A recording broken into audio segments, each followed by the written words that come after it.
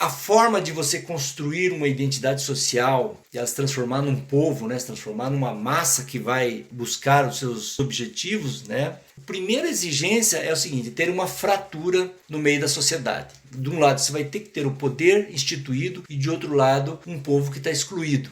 É como se existisse uma plenitude sonhada, uma plenitude que a sociedade quer chegar lá, ela quer aquele paraíso, mas existe um abismo para chegar até lá, então tem várias forças que a impedem. Esse abismo, né, essa distância e essa vontade de chegar nessa plenitude é que possibilita a operacionalidade do populismo, né, desse discurso que vai dar sentido e vai mobilizar essa massa.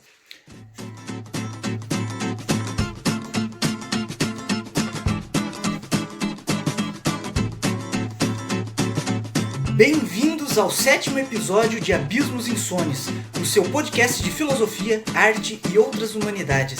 Meu nome é Lucas Fier, eu sou artista, pesquisador e colecionador de conchinhas. E só avisando, além do Anchor e do Spotify, agora estamos também no YouTube.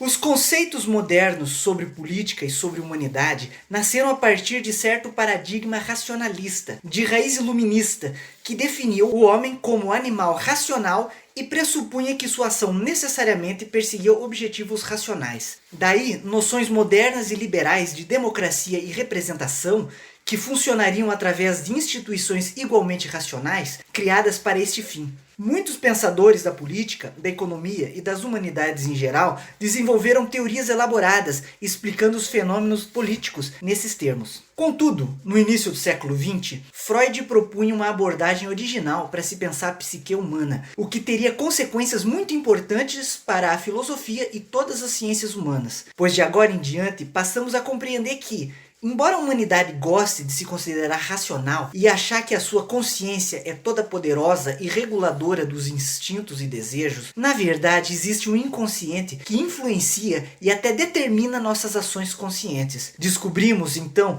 que não é a consciência que está no controle e que muitas vezes é o inconsciente que nos controla. Mesmo por trás de escolhas racionais existem objetivos ocultos, desejos escondidos e que, no nível consciente, elaboramos um discurso racional para justificar tais escolhas. Isso deve ter consequências na nossa maneira de pensar a política. Já não podemos mais viver na ingenuidade de achar que o comportamento das pessoas é sempre determinado por fatores racionais, sejam por interesses egoístas ou não. Talvez existam fatores inconscientes guiando o comportamento das multidões, e nenhum de nós, enquanto indivíduos, está imune a isso. Cada um de nós persegue desejos que são desconhecidos para nós mesmos. Isso afeta e molda nossa ideologia, nossa visão de mundo, nossas escolhas políticas. E saber disso deve nos ajudar a compreender por que vivemos em um mundo com informações tão conflitantes, com crenças tão contraditórias e com comportamentos tão irrefletidos. E para falar sobre esse tema, temos aqui mais um convidado especial. Ele é graduado e mestrado em filosofia na PUC Paraná, Paulo Roberto Fier, também conhecido como pai do Lucas. Com a palavra, Paulo.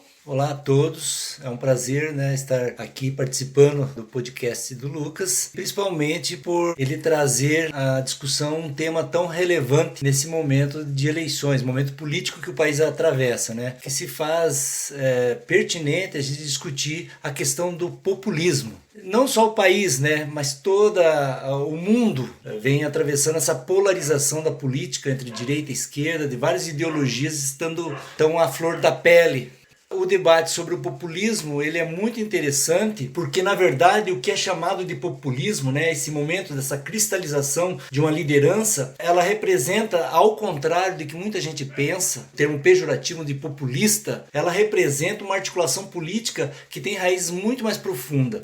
Então, para trazer um pouquinho dessa ideia mais aprofundada sobre o que é populismo, eu vim trazer alguns conceitos aqui do filósofo argentino Ernesto Laclau, que debateu, né, que lançou um livro em 2005, se não me engano, 2005, 2007. No Brasil foi lançado em 2013, que se chama A Razão Populista, aonde ele vai elaborar vários conceitos e nos mostrar, dar luz a esse conceito de populismo que tanto é discriminado, né, como é usado muito no termo pejorativo e que Ernesto Laclau nos mostra que não é bem assim. O que é fundamental a gente também considerar é o contexto que a gente está vivendo, que na na verdade, que a gente sempre viveu, né? Principalmente os países mais pobres, em desenvolvimento, né? Você percebe, por exemplo, na América Latina, há uma cruzada antipopulista que se arquiteta na defesa das instituições. Que essas instituições estão no poder dominante. Esse poder dominante que tem a máquina na mão, que tem o dinheiro, que tem tudo para permanecer no poder e sustentar os seus interesses, eles acabam defrontando com uma lógica que é o populismo, que é capaz de enfrentá-los. Ou seja, o populismo ele começa a ser interessante e ser atacado porque ele é uma lógica operacional capaz de criar um povo, uma identidade social e enfrentar o poder instituído. Por isso que você vê os principais organismos de imprensa, enfim, as instituições atacando, porque, digamos assim, o populismo é uma lógica que pode ser aplicada por qualquer indivíduo, seja de direita ou de esquerda, ele consegue, né, sem ter toda a estrutura do poder dominante das instituições, ele consegue romper essa barreira e fazer uma representatividade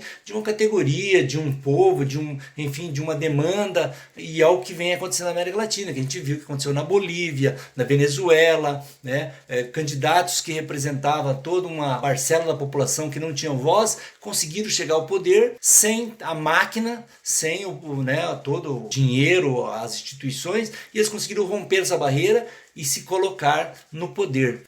Eu acho interessante frisar aqui justamente que a palavra populismo ela tem uma conotação pejorativa no senso comum, até porque ela geralmente é pensada como se fosse um sinônimo de demagogia, e a demagogia seria um tipo de falácia, né? Tem um tipo de falácia, inclusive, chamado argumentum ad populum, que seria convencer alguém de alguma coisa apelando para os preconceitos do povo, né? Ou do senso comum. Só que não é desse populismo que a gente está tratando aqui. A palavra populismo aqui, né, se eu bem entendo, é um fenômeno social que acontece em toda a sociedade, onde existe uma coletividade, né? Onde existem fenômenos políticos, existe esse fenômeno de populismo. Então, se de um lado existem instituições com um poder já consolidado e essas instituições são usadas por uma classe dominante, o que resta para outros grupos que não estão sendo representados, né, por essas instituições ou por essa classe, ele tem uma espécie de poder que ele pode usar para romper com essas instituições, que seria o populismo. É exatamente isso. Então, quando você pega, por exemplo, né,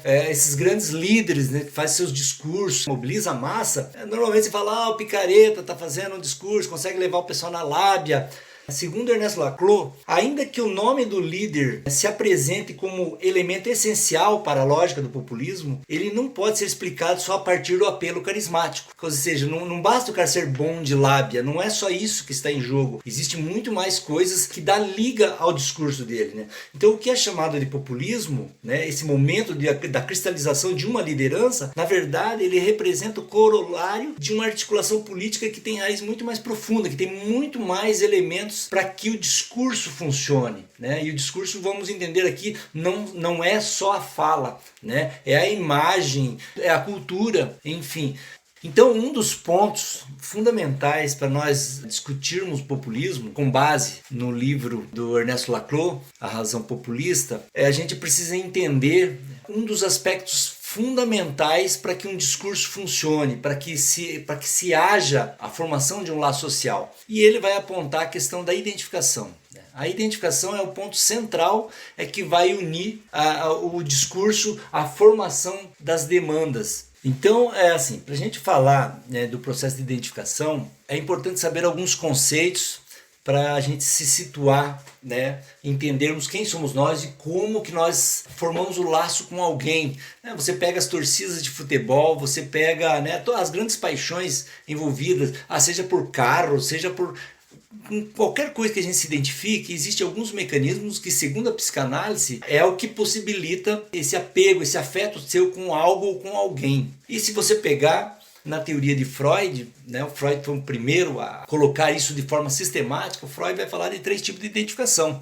Né? Ele vai propor lá a primeira identificação, quando a criança gostaria de ser o pai, a segunda, onde o teu eu captura um traço do objeto ou da pessoa, que ele vai dar até um exemplo, o caso Dora, né? Que é onde a Dora imita a tosse do pai, e um terceiro caso de identificação, onde o eu captura algo em comum com o outro. Esse algo em comum com o outro é o que é interessante, que o Laclau vai explorar bastante na pesquisa dele, né, para elucidar essa questão do populismo. Como também, no caso do Lacan, ele vai pegar o segundo modo, que é a percepção de um traço na pessoa, que ele vai explorar, né, que ele vai denominar inclusive de traço unário. E aí é o seguinte, o Ernesto Laclau vai pegar a questão do traço unário, ou seja, a identificação por um traço, por algo em comum com o outro, e ele vai ver o seguinte, que não há uma identificação, no caso da massa, da formação da massa, não há uma identificação com o líder, e sim com o significante que ela representa, ou seja, o líder normalmente sempre tem um traço, tem algo que nos identifica a ele, que possibilita a identificação entre nós mesmos. Então, só para fazer um comentário, assim, para situar um pouco o ouvinte, para quem não sabe, o Freud, ele também teve preocupações com fenômenos sociais, né? Que embora a psicologia dele fosse uma psicologia individual, embora ele tivesse interessado em fenômenos psíquicos que supostamente estavam em todas as pessoas, né? Ele não ignorou que elas se desenvolvem socialmente. Pelo contrário, ele chegou a dizer que a psicologia individual é também social. E ele se questionou, né, na ocasião da Primeira Guerra Mundial, por que multidões se submetem cegamente a um ideal. Então ele observou que na multidão o indivíduo é capaz de fazer o que não faria sozinho. Então a massa, que tem determinados comportamentos, né, e para Freud passava pela seguinte questão: o que mantém essa massa coesa? E é aí que entra o conceito de identificação. Aí a abordagem original do Freud, né, foi pensar o inconsciente pelo conceito de libido, né? Inclusive a ideia de inconsciente ela já existia na filosofia, mas o Freud pensou ela através do termo de libido. E então existe uma espécie de identificação que exige um investimento afetivo, e a libido é desviada da sua função sexual e constrói laços sociais, né? Isso que ele diz na psicologia das massas. Então, um tipo de identificação acontece quando uma pessoa vê algo em comum na outra e a gente projeta esse eu. E daí as pessoas podem projetar esse eu na figura de um líder e a partir daí estender essa projeção ao grupo. O que mantém essa massa coesa é a identificação.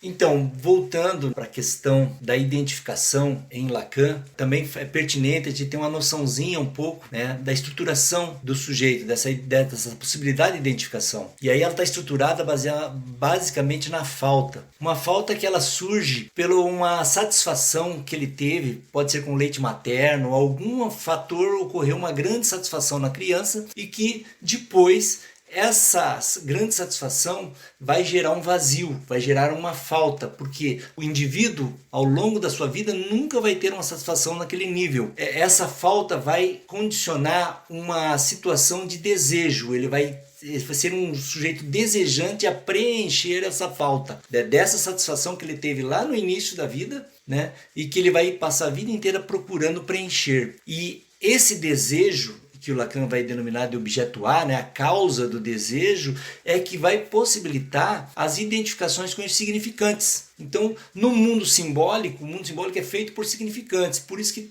todo mundo, né, tá angustiado, sente falta de alguma coisa, corre no shopping, vai comprar um carro, enfim, faz alguma coisa para preencher essa falta. E que, segundo Lacan, nunca vai ser preenchida porque você nunca vai ter uma satisfação do nível que você teve lá no início da sua vida. Isso é normal, né? Todo mundo passa por essa etapa, ela é necessária porque é o que possibilita você tocar a tua vida. Você sempre, cada dia você vai se identificar com uma coisa diferente. Você sempre vai estar buscando, uns vão estar mais carentes do que os outros, mas você sempre vai estar buscando preencher essa falta. Então esse indivíduo desejante, que está alienado no mundo simbólico, e por ele estar alienado, ele acha que ao comprar um objeto, ou adquirir alguma coisa, ou conquistar alguma coisa, ele estaria saciando esse vazio. E é um engano, porque não, no primeiro momento sim, no segundo momento ele vai atrás de outra coisa. Então é o sujeito no qual o Ernesto Laclau vai trabalhar para explicar como o discurso, né, como o populismo opera. É a partir desses elementos que há uma possibilidade do discurso ter efeito em cada um. Eu acho interessante comentar aqui, né, que você está falando de Lacan. Lacan, para quem não sabe, foi um importantíssimo psicanalista francês, um dos continuadores da obra de Freud, né? Muitas vezes os críticos da psicanálise, né, falam muito da psicanálise como se ela tivesse se limitado a Freud. Mas a psicanálise teve muitos continuadores, né? E o Lacan trouxe vários conceitos novos. E aí você está falando, né, essa saciação primeira, né, que a pessoa tem através da amamentação, que vai ser a causa do desejo. No caso, ele vai perseguir essa saciação inconscientemente a vida inteira, mas ele vai projetar essa saciedade em outros objetos. E por isso ele vai sempre desejar coisas diferentes, porque ele está sempre projetando. Então, na verdade, conscientemente, ele não sabe o que ele persegue, né? Está sendo movido por uma força inconsciente, projetando em vários objetos, em bens materiais, ou às vezes em uma religião, e às vezes em até algum projeto político, que vai fazer com que ele acredite que aquilo ali vai trazer o preenchimento que ele tanto busca, né? Principalmente porque, segundo a psicanálise lacaniana, ele está alienado no desejo do outro. Ele é o outro, né? Ele é um traço do outro. Então, ele sempre vai estar assim, entre aspas, perdido, tentando se preencher, tentando achar uma identidade estável. Nunca vai resolver essa questão, né? É o que nos move até o resto da nossa vida. Você quer dizer assim, que a gente projeta a nossa própria identidade do outro, ou seja, a partir do outro? Que nós nunca temos uma identidade isolada, sozinho, né? Como nós somos seres sociais, a nossa individualidade é sempre baseada no outro, né? Na relação com o outro. Exatamente. Aquela ideia do sujeito cartesiano, consciente, que toma todas as ações pela razão, isso aí para a psicanálise, né, não existe. Porque ele, ao entrar no mundo da linguagem, no mundo simbólico, o sujeito se esconde atrás da barra significante e ele passa a ser o significante, não mais ele, né? Ou seja, também já não é aquele sujeito que é uma essência isolada do mundo, que pode ser pensada só a partir de si mesmo. E é interessante também você usar a palavra significante, porque talvez seja interessante explicar para o ouvinte que o Lacan ele utiliza a semiótica do Ferdinand Saussure, que era um linguista francês, e que ele vai falar do signo. E o que é o signo, né? O signo é uma coisa que representa a outra. Tipo, se eu falo a palavra árvore, esse signo representa uma árvore, ele substitui uma árvore ausente, né?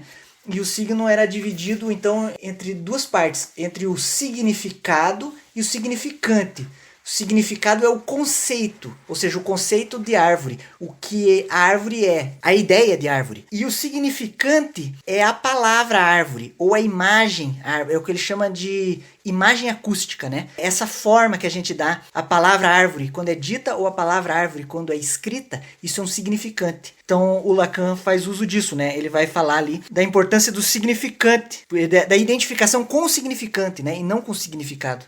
E aí tá, esse é o significante, é um outro termo-chave para nós entendermos a lógica operacional do populismo, aonde a gente vai deparar nos conceitos trabalhados o tal do significante vazio. Então, o significante ele não precisa ser exatamente a descrição do objeto. Então você pega, por exemplo, o outro filósofo esloveno, Slavoj Žižek, um dos maiores intelectuais da psicanálise e do marxismo. No livro dele ele vai dar um exemplo da propaganda dos cigarros Marlboro, que uma época nos Estados Unidos era muito, né? Marlboro era... O pessoal da geração mais antiga sabe o que eu estou falando. Aonde a propaganda desse cigarro dizia assim, Marlboro, terra de gente que trabalha, de gente que, né, do cowboy que se esforça. Quer dizer, o cigarro carregava, era um significante de uma imagem, de uma descrição que não tinha nada a ver com o cigarro, né? Nós sempre vimos também o cigarro estampado quem fazia esporte. Na década de 70 e 80, todos os esportistas, muitos pousavam fumando. Né? E aí você pega, mas o que o cigarro tem a ver com saúde? E ele era um significante potente. Então, o significante, ele vai expressar, né? Ele vai representar, ou por exemplo, Nelson Mandela. Quando nós falamos de Nelson Mandela, o que vem na mente da imensa maioria é no continente africano, na luta do apartheid, na luta, né? Enfim... Não é mais o sujeito, o Nelson Mandela, o CPF ali, a pessoa, você nem lembra. Você tem uma outra imagem, e nós temos vários simbolismos aí, né, que consegue condensar toda uma ideia em uma frase, em uma palavra, numa imagem. Isso é um significante. Então, na lógica operacional do populismo, tem todo um roteiro que estrutura essa lógica. Entre esses campos que nós falamos sobre identificação e sobre significante, a forma de você construir uma identidade social e ela se transformar num povo, né, se transformar numa massa que vai buscar os seus objetivos, né, A primeira exigência é o seguinte: ter uma fratura no meio da sociedade. De um lado você vai ter que ter o poder instituído e de outro lado um povo que está excluído. A partir dessa situação, desse contexto, você consegue, já é a primeira exigência para possibilitar operar o populismo. Então você vai ter lá um campo de demandas não satisfeitas, né, dessas pessoas que não foram incluídas, ou de um outro lado, são as condições para a formação hegemônica do poder, que através das identidades sociais que serão formadas pela unificação dessas demandas, a hora que você unifica essas demandas, elas vão se tornar uma entidade maior, capaz de lutar pelos seus, digamos, direitos. Vamos falar aqui em termos políticos mesmo de eleição. E esses significantes vazios vão fazer a operação que vai puxar a identificação a eles. Então essa massa vai se identificar aquele significante que foi criado, que vai dar união, vai condensar, vai dar liga, digamos assim, a toda essa massa, e essa massa vai, digamos assim, disputar o poder ou impor uma exigência, né? Alguém lá, o rio inundou lá uma cidade, então a cidade se organiza para lutar, para resolver aquele problema, por exemplo, né? E você precisa de uma lógica desses elementos para você conseguir unir esse povo e fazer e buscar esses direitos. O povo, segundo Ernesto Laclau, é uma construção discursiva que ela independe de critérios ideológicos, né? E ela vai se formar a partir dessa barreira que existe. E o discurso vai operar e vai unificar. E aí vai entrar uma lógica, tem um processo bem importante para se consolidar essa identidade social, que é a unificação das demandas. E você precisa catalisar um elemento entre essas demandas que vai constituir uma cadeia de equivalência. Ou seja, um exemplo aí, você tem lá uns ciclistas que estão reclamando por que era uma ciclovia para se locomover na cidade, por exemplo.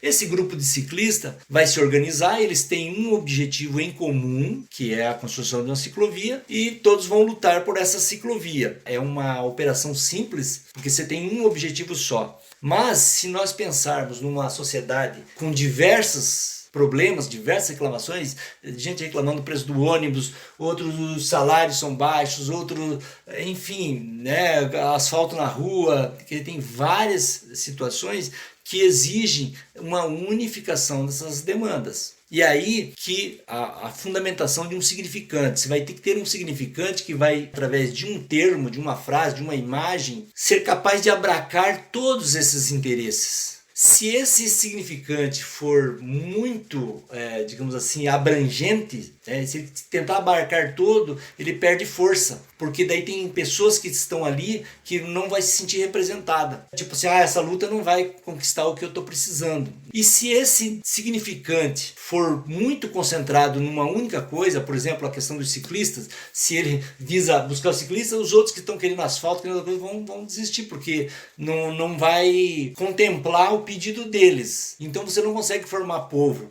Nem se houver uma abrangência muito grande, nem se ela for muito focada. Então você tem que ser capaz de criar um significante que abraque a todos, que todos se sintam representados. Um exemplo, no caso na época, por exemplo, do Fernando Henrique Cardoso, no segundo mandato dele, o pessoal mais antigo vai lembrar, você tinha um problema que era a inflação alta. Então, na hora que conseguiram transformar a inflação num significante, todos os problemas se condensaram em torno de um significante, que seria a inflação.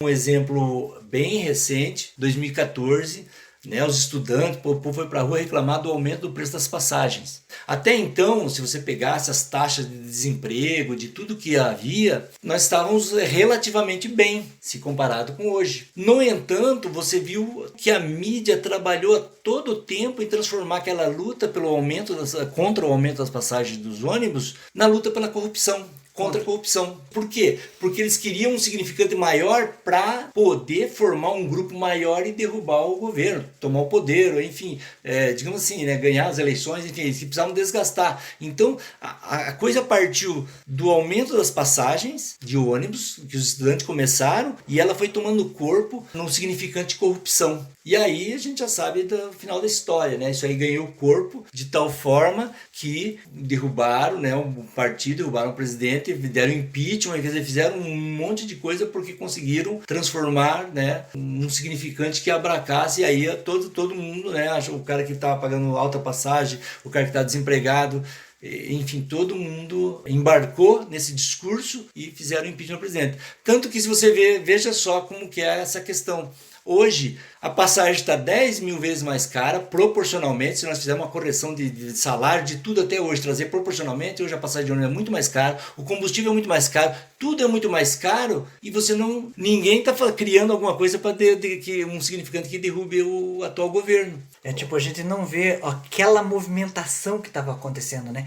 Aquelas manifestações que tomavam ruas, né? Exatamente. Foram semanas de gente na rua, perdeu força, né? Então, assim, só então sintetizando um pouco, para não ficar um pouco perdido, a corrupção, então, nesse caso, serviu como um significante que unificou diferentes demandas. Então, você tinha várias demandas na sociedade, tinham vários grupos que não se sentiam representados por diferentes razões, e o combate à corrupção apareceu como discurso unificador, e todo mundo viu nesse discurso a solução do seu próprio problema. E claro, combate à corrupção é um discurso muito vago, pode significar tudo ou pode não significar nada, né? Mas mesmo assim isso foi suficiente para mobilizar uma grande massa, então, para converter aquela heterogeneidade de interesses numa massa mais homogênea, né? Exatamente. Na verdade, assim, esse significante vazio é um significante hegemônico, né? É ele que vai constituir um ponto nodal entre todas as demandas. Todo mundo que está com uma situação ruim vai achar assim, não, é por causa da corrupção que o ônibus está caro, apesar de que a administração do ônibus é municipal ou estadual, qualquer motivo você vai achar que é pela corrupção, mas na verdade nem sempre é. E é claro que a corrupção a gente tem que sempre rejeitar do ponto de vista ético, moral, mas a maior parte do nosso problema não tem a ver com corrupção, tem a ver com concentração de renda, com má distribuição de renda, tem a ver com a exploração aviltante da população. Essa questão de baixo salário, a maior parte dos problemas não estão atrelados necessariamente à corrupção, mas sim um outro termo que, se conseguisse transformar em um significante, a concentração de renda fosse um significante que todo mundo ficasse puto da vida, quem sabe melhoraria para todo mundo. Mas você sabe que as forças que estão no poder, elas vivem disso, jamais vão permitir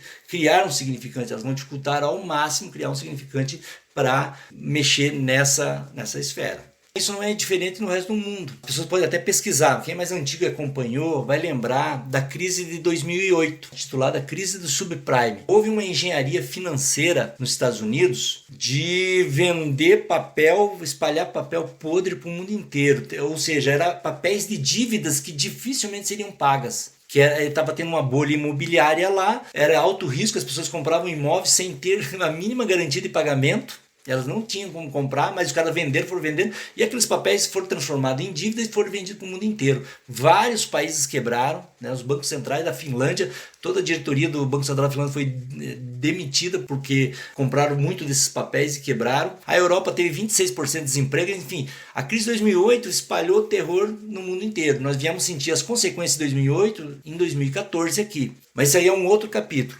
Mas o que acontece? A crise na Europa, em função dessa crise de 2008, ela gerou, né, uma recessão. E aí, olha que curioso, em vez das pessoas questionarem o que foi feito, toda a engenharia financeira das pessoas querendo ganhar muito dinheiro, eles miraram os canhões para os imigrantes. Ou seja, o problema passou a ser os imigrantes, quer dizer, o problema do desemprego, do preço alto, de tudo que estava acontecendo na Europa, eram os imigrantes. Não era mais a engenharia financeira que estava acabando com o mercado financeiro, né? E aí o seguinte, e é o que a gente vê hoje lá, o crescimento da extrema-direita, que ela se apoia nesse discurso, dizendo que os imigrantes estão tomando emprego, que não podemos ter que fechar as fronteiras, erguer muros, excluir o nacionalismo exacerbado, com um discurso de ódio, de matar o próximo em vez de acolher o próximo. Conseguiram também colocar um significante, que seria a questão do imigrante. Aqui na década de 80 nós tivemos muito também a questão do imigrante do Nordeste. Os paulistas, né, muito falavam mal dos nordestinos que estavam ali, quer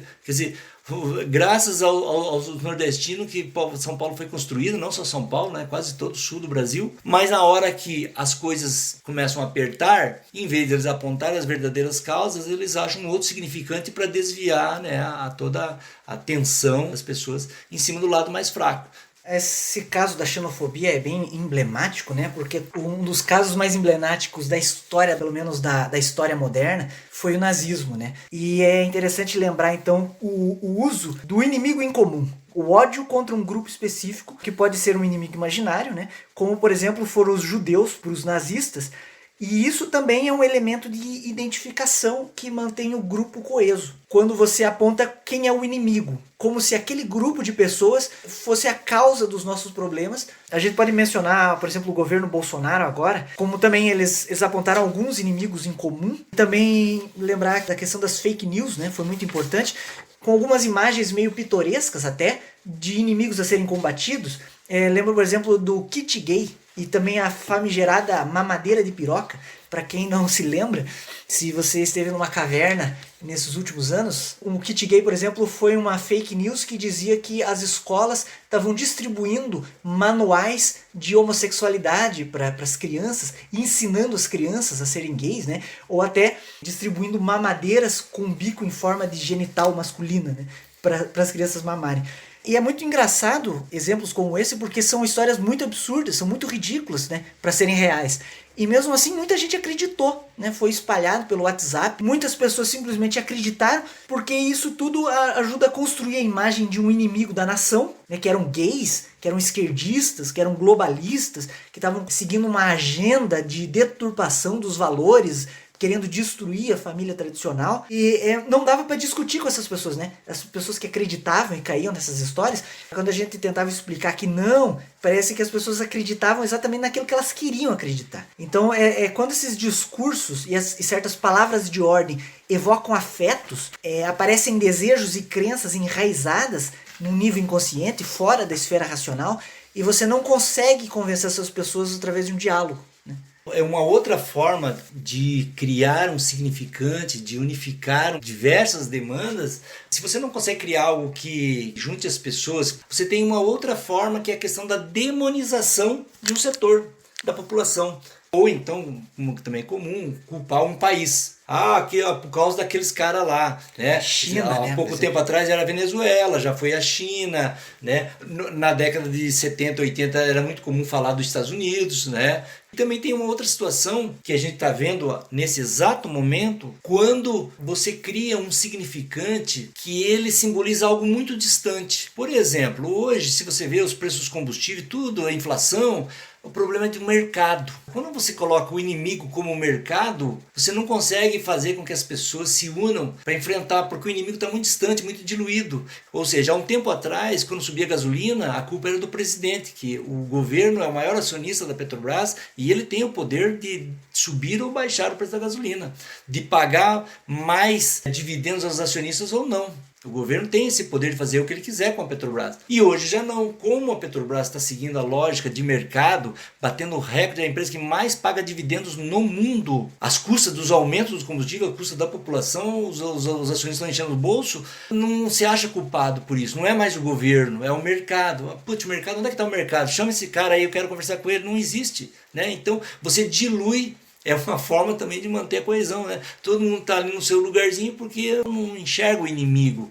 Então o populismo, ele opera com todas essas forças. Não é simplesmente fazer um discurso. É saber ler o contexto, é saber criar esse laço com cada um para condensar todos esses reclamos, que todo mundo se sinta representado e disputar um poder ou ir lá reivindicar alguma coisa. Ou seja, né, o mercado é um inimigo muito abstrato, e para unir as pessoas, para movimentar elas, a gente precisa encontrar culpados um pouco mais palpáveis, um pouco mais concretos, né? E isso não quer dizer que o mercado não tenha culpa, ou que o Estado não tenha culpa, ou que a culpa não seja também de entes abstratos, né?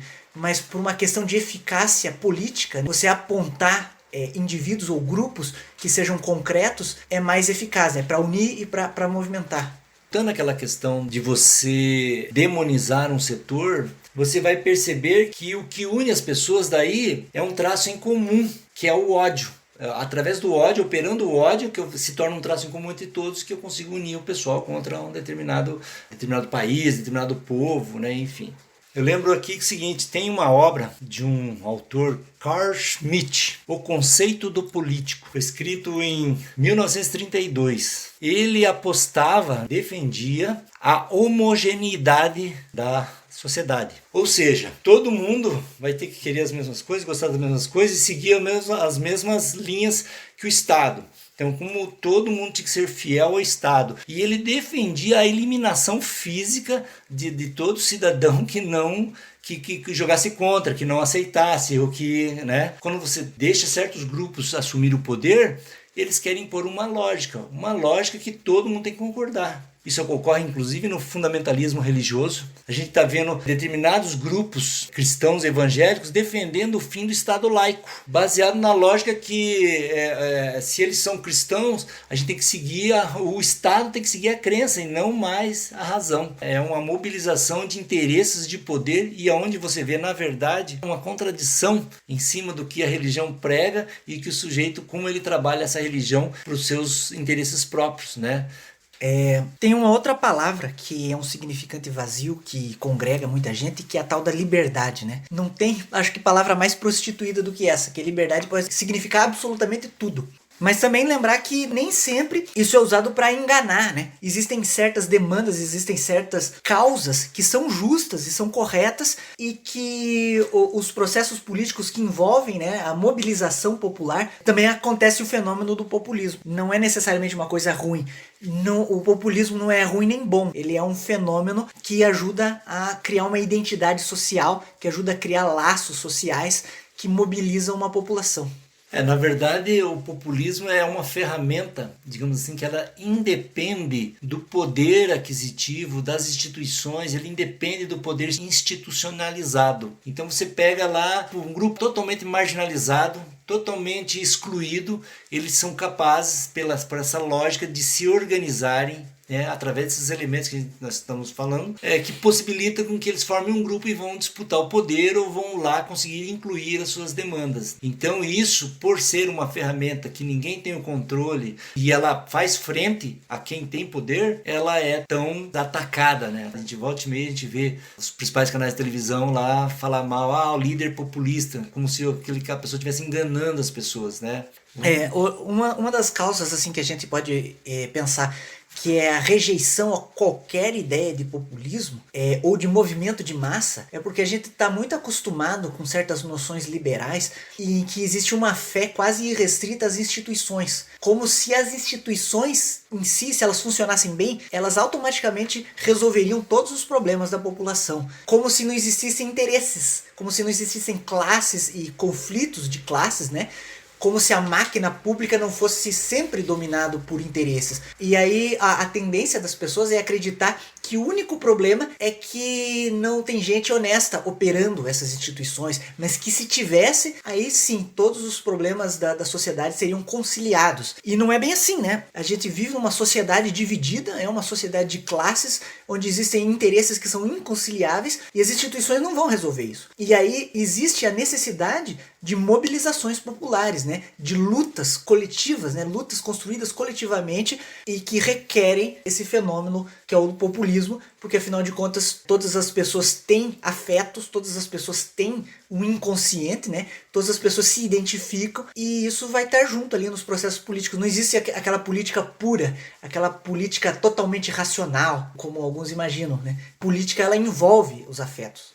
Então, na verdade, assim, né? Não basta você simplesmente fazer um discurso, querer algo. Tem que haver as pré-condições para que esse teu discurso faça algum sentido. Como Ernesto Laclau vai citar, né? Se você pegar lá o indivíduo, na questão da falta, que nós já falamos aqui anteriormente, aquela brecha, aquele vazio, transportando isso para nível social, é como se existisse uma plenitude sonhada, uma plenitude que a sociedade quer chegar lá, ela quer aquele paraíso, mas existe um abismo para chegar até lá, então tem várias forças que a impedem. Esse abismo, né, essa distância e essa vontade de chegar nessa plenitude é que possibilita a operacionalidade do populismo, né? Desse discurso que vai dar sentido e vai mobilizar essa massa. É esse antagonismo, essa brecha onde a plebe quer se tornar populus, ela quer se tornar parte do populus, ou parte do povo, ou então ela quer ser o povo. Né? É uma parte querendo ser o todo. Essas são as condições que possibilitam a operacionalidade, né, dessa razão populista, digamos assim. E é interessante também pensar outro equívoco que existe, talvez, e muita gente pode pensar que o fenômeno do populismo só ocorre com pessoas que não têm algum tipo de instrução. Mas não é assim que funciona, né? Esse fenômeno da identificação acontece com todos, mesmo que a gente tenha consciência disso. Apesar de ser um fenômeno de massa, não quer dizer que isso diga respeito apenas a movimentos de massa, sejam de esquerda ou de direita. Mesmo gente que não faça parte de nenhum movimento social, cada um de nós também faz parte da massa, né? Bom, de certa forma, então o que a gente, né, aqui é apenas um bate-papo, né? Existem vários conceitos que são extensos, né, são densos, que vale a pena quem tiver interesse nesse tema aprofundar. Né? Nós fizemos aqui mais uma caricatura, uma brincadeira, mostrando alguns aspectos, né, como identificação, significante, demandas, enfim, demos um panorama bem superficial, geral, simplesmente para mostrar que o populismo não é isso que a grande mídia, que o poder institucionalizado se reporta sempre de maneira pejorativa. Então, quem tiver interesse, tem o livro do filósofo Ernesto Laclau, A Razão Populista, que é muito interessante. Ele vai esmiuçar, né, a partir da psicanálise de Freud e Lacan, ele vai exatamente nos dizer como se opera o populismo, né? Quais são os elementos, como se forma o laço social, como se forma uma identidade e principalmente esse cenário da América Latina, né? Que ele é recheado, né, desses acontecimentos, levando em consideração toda essa dimensão que nós estamos falando, para a gente não cair na vala comum, no senso comum e acabar reproduzindo aquilo que o poder institucional não deixar com que você já crie uma antipatia. O cara lá falou bonito, se fala, que lá é populista, que lá não me... Não, de repente começar a prestar atenção e entender o porquê, né, e como que ele consegue mobilizar e o que está por trás. Porque, será que ele não tem razão? Será que não é por aí? Tem uma corrente na Europa que acha que vai acabar esse negócio de esquerda e direita. Todo o Estado vai ser a pura razão. É simplesmente impossível, porque ele ignora por completo aquilo que lá no início nós falamos, o sujeito alienado, o sujeito da identificação. A partir do momento que existe no sujeito uma possibilidade de identificação, ele sempre vai estar se identificado A, B ou C, não vai ser uma coisa assim que ele vai abrir mão disso, né? Ele sempre vai estar em uma posição de um lado ou de outro. Mesmo aquele que não tem posição, ele já tem uma posição. Ele já se identificou com um discurso que é neutro. Esse discurso já cria uma identificação. Então esses são os conceitos aí que eu acho que é legal a gente dar uma olhada para a gente sair do senso comum. Inclusive, se os governos apostassem mais, os partidos políticos, principalmente de esquerda, apostassem mais no conhecimento da subjetividade, em que sujeito que eu estou lidando, poderia oferecer melhores ferramentas, né? Ferramentas muito mais eficientes para conquistar as pessoas, para conquistar um programa que inclua mais, né?